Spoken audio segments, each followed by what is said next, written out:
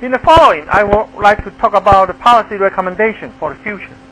Okay, especially after the year 2000, we encounter this high unemployment rate together with low economic growth. And also policy recommendations. After that, I will talk about the ECFA, the Taiwan's the relations between Taiwan and China, cross-strait economic relations, and what that implication towards the Asian economic integrations. And I will talk about what's the major implications from that particular issues on Taiwan's future development. First, the research from advanced countries show that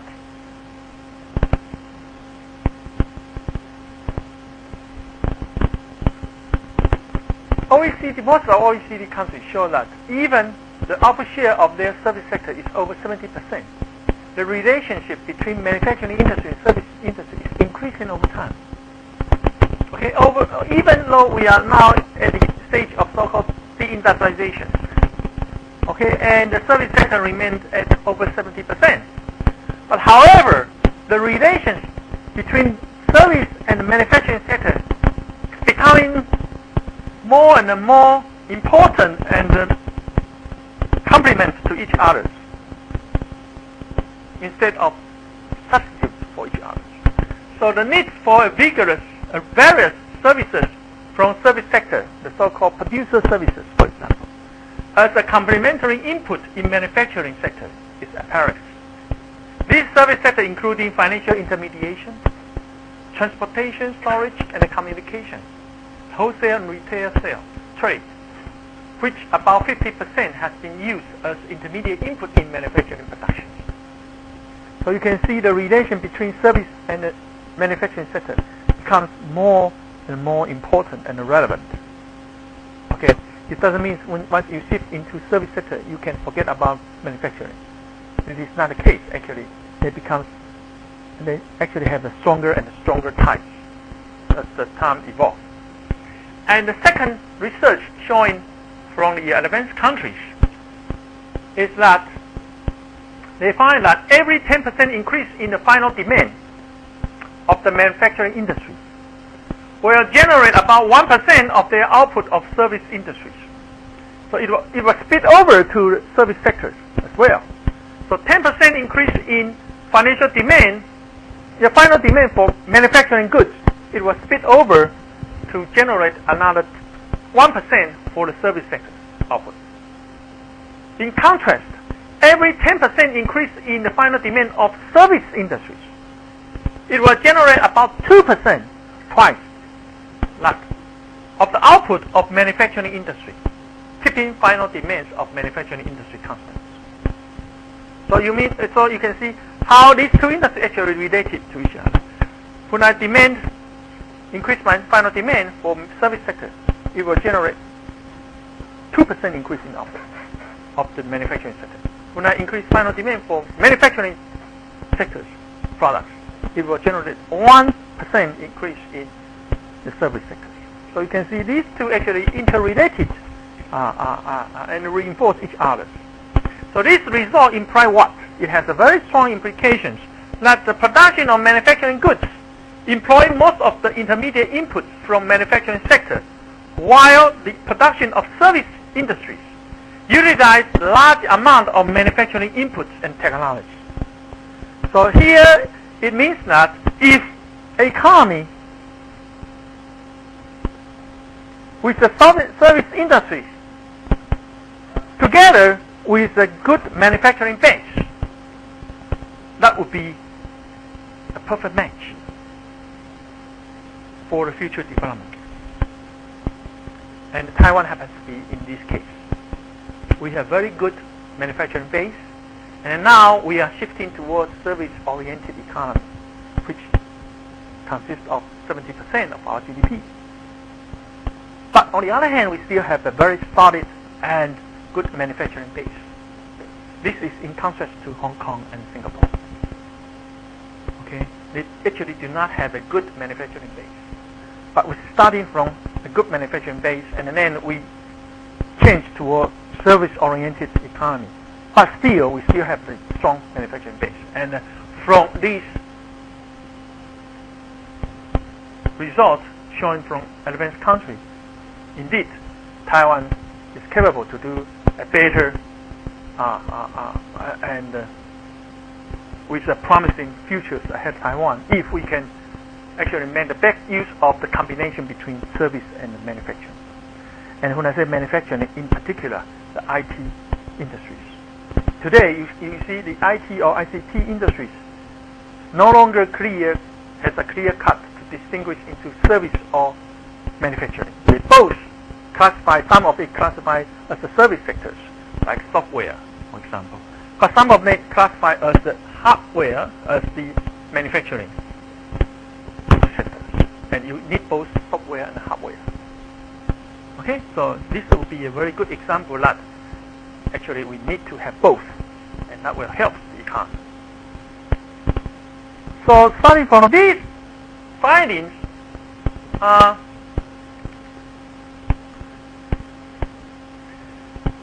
and also the finding that from advanced countries is that the labor employment by manufacturing but engaged in service-related works showed an increasing trend. Okay, and the net ratio can be as high as 50% in Netherlands. Okay, so there are people employed in manufacturing. Okay, but however, they are doing jobs which is very similar or related to services, and that kind of jobs increasing over time. And therefore, development experience from advanced countries tell us that even the service industry has a lion's share in the post-industrialization society, the complementary relation between service industry and the manufacturing industry is actually reinforcing, and the proportional of labor engaged in service activity in the manufacturing sector is also increasing. Okay, so the strategies of using manufacturing to develop service industry will be an important force for the economic growth of a post-industrialization society. To use the manufacturing to develop the service industries, especially apply the IT information technology, will reinforce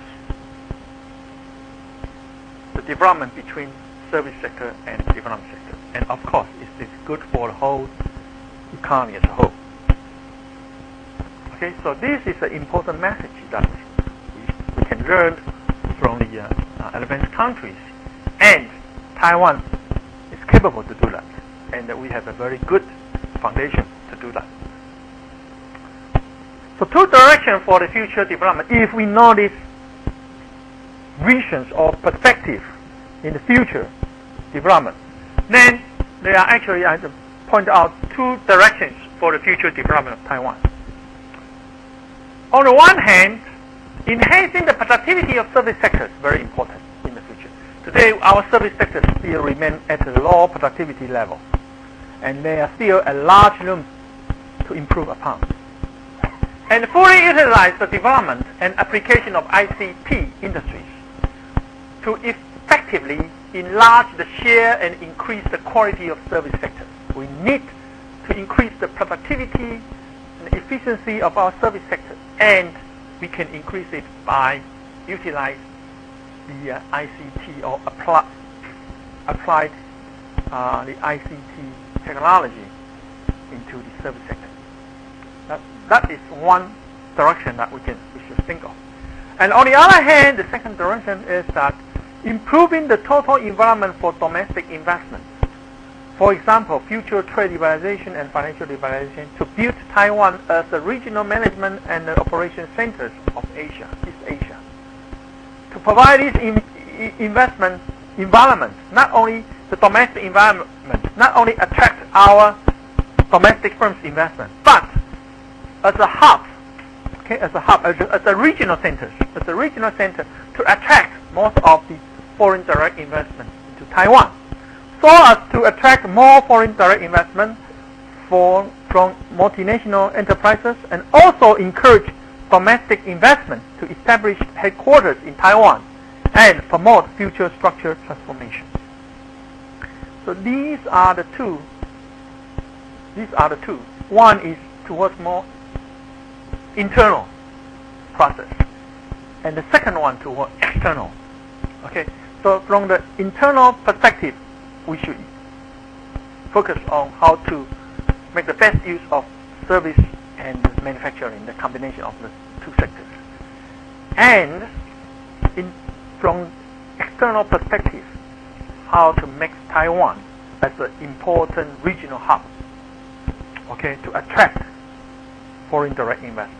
And that also has to do with the East Asia economic integration, in particular, the improvement between Taiwan and China by building this economic cooperation framework agreement, okay, between Taiwan and China. And in that sense, then, as China will be rising, okay, and also will be an important market, okay, not only as a factory but a world market in the future, then Taiwan actually can play a very important, critical and pivotal role in the region, and we should take that into consideration and ready for that kind of change. And the aim of government policy should focus on upgrading high-tech manufacturing industries and fostering the development of modern service industry. So this one is related to the first internal approach. Improving traditional OEM business model, okay, to create high value added by encouraging R&D, innovation, and branding and logistics services. So to actually improving upon this OEM and try to actually move towards ODMs and even OEMs. ODM is original design manufacturing. ODM is original branding manufacturing. Okay. Facilitate vertical division of labor across the strait. Make the best use of divisional labor across the strait. And open up imports of raw material and semi-finished products from mainland China. Today we still have a lot of even we have the ECFA, but still we impose several restrictions regarding about imports from China. And to streamline international competitiveness of the domestic production, we can actually make the best use of the raw material and semi-finished products from China. And assisting domestic manufacturers to enlarge their operation of technical services and its quality, especially for those in the high-tech industries. Using the advantage of technical capability in high-tech industries and the languages, Taiwanese firms can be acted as a technical managers or resource coordinators for East Asia region and as a technical platform for foreign enterprises trying to enter Chinese markets. Okay, and these are from external perspective. Okay, we can provide actually as a technology provider and also a resource coordinator for the region. That I believe is very important. And later I will also showing that in the later in this later part of the sentence, actually it also tells us that Taiwan can be a risk buffer for the region or for any foreign country who want to have any engagement with China, because in China still a lot of risk and uncertainty involved, and indirectly through Taiwan will be better and reduce the cost and also risk instead of go directly to China.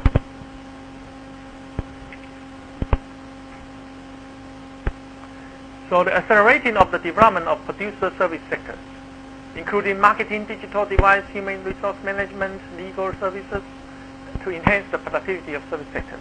Okay. And establish a dependable system of financial intermediations to effectively reallocate resources between borrowers and lenders and increase the productivity and efficiency of the service sector and the further structure and transformation.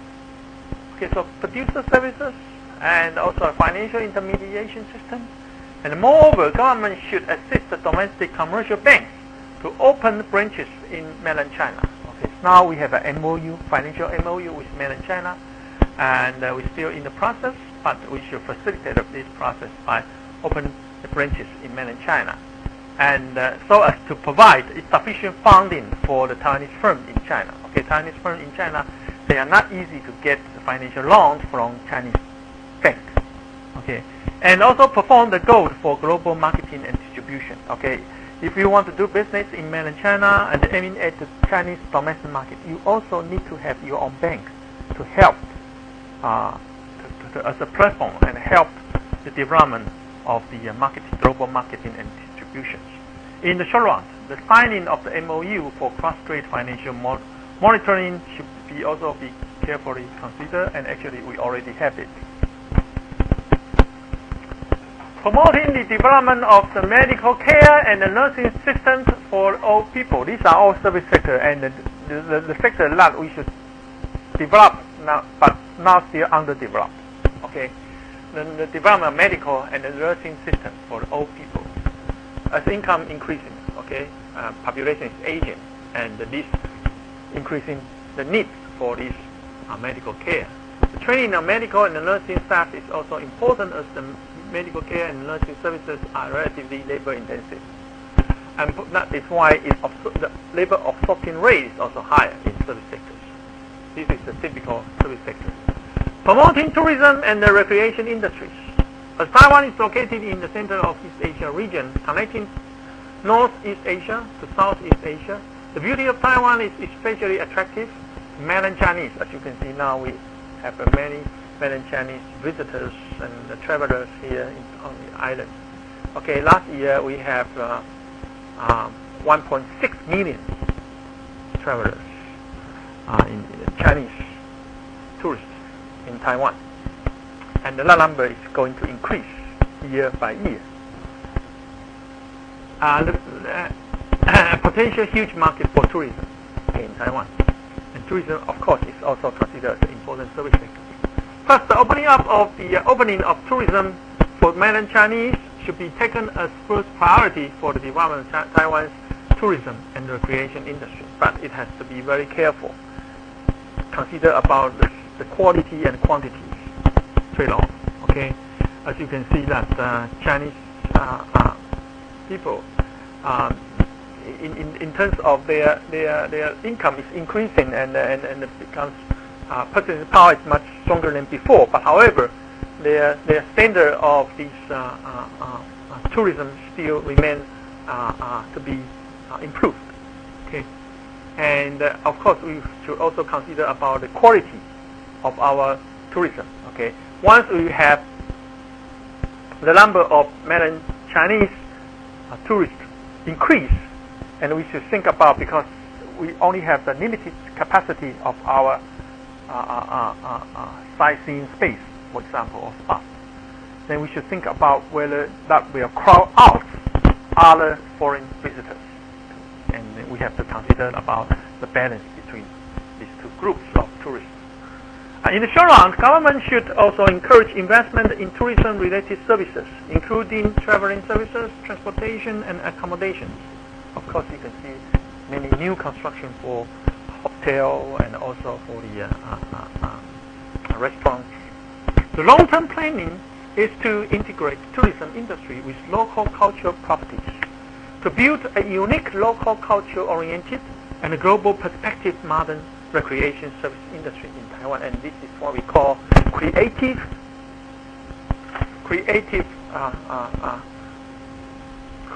services industries. Okay, is to combine tourism with your cultural properties, and also sometimes related with medical care together. If people come here for a visit, not only have a better sightseeing, but also receive good medical care, then they will consider this as a whole package. So, and also, of course, enjoy Taiwan's beauties and also cultural differences.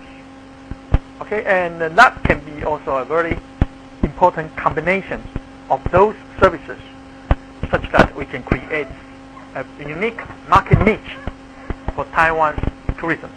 And in that sense, that could be also a very promising service sector to develop in the future. Finally, under the challenge of the new wave of globalization, for the future development of Taiwan's economic development, of the Taiwan economy, government should respond and take a firm position in the following issues. And government can also do something in this later period of economic development, is that Taiwan should actively participate in the East Asia economic integration. That will be my later speech in the second part of these lectures. And seek to perform international divisional labor within the region.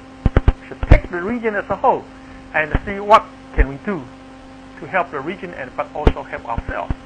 Take the advantage of using the Chinese market and eventually performing a common market with mainland China should be considered seriously as the instrument for Taiwan's global development. Okay, this one is also very important. What is our view towards China? Okay, and the DPP is fully against about it. Okay, the opposition parties in Taiwan, they take a very hostile attitude toward China. But in my view, I think that we should actually use the Chinese market. And since we are small, and we should take a very cautiously. Of course, people are talking about political or the national security issues. Okay.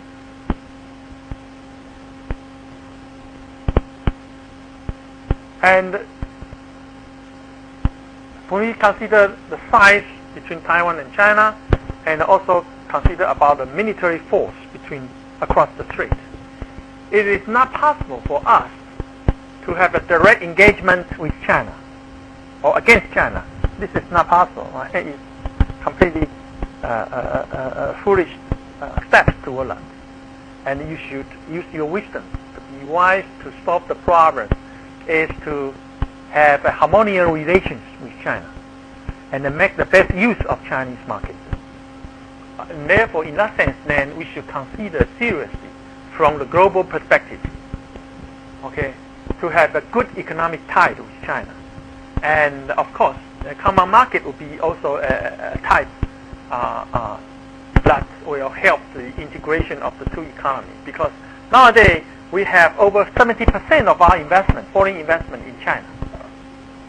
Okay, in China, and in that case, then and you should take very seriously regarding about the economic relations with China. Of course, you can have no relation with China at all, but from the past, it's not possible.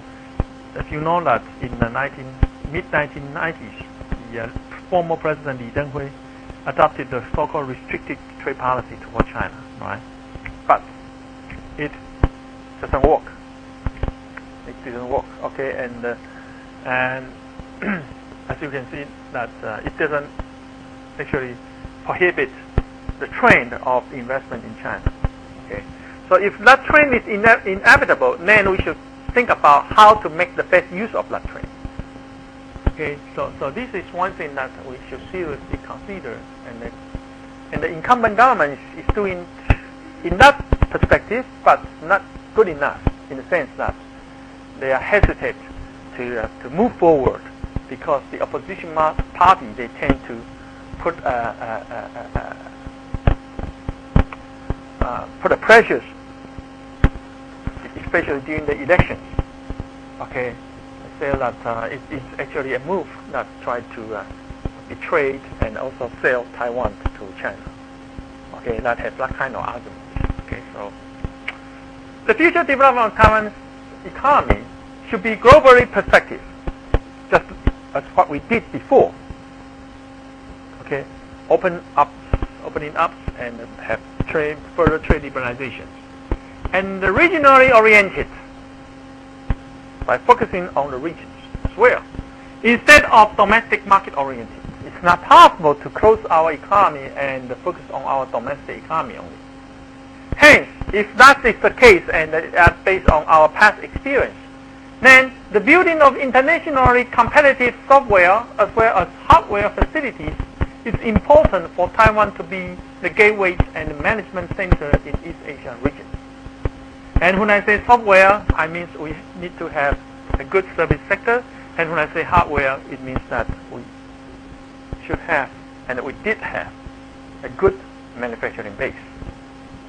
In the long run, providing a better environment from government's perspective for education and training of high-tech human resources, and at the meantime attracting high-quality and talented people from abroad to work in Taiwan should be the ultimate goal of the government.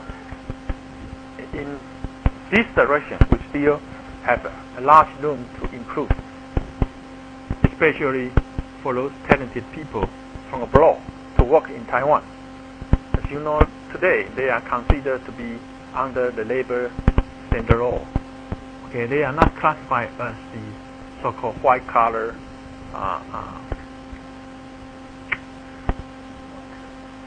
officials or the skilled laborers. They are actually considered as general workers, even with a high ranking official ranks or with highly skilled labor requirements. They are still in Taiwan under the current government's immigration law. They are still subject to general labor restrictions, just like restrictions just about the same as the low skilled labor. Okay, so that is something also we need to improve upon, and also there are some process is also tedious and hinder the incentive for the talented people to work in Taiwan, and we should also consider about this if we want to attract more talented foreign workers. Okay,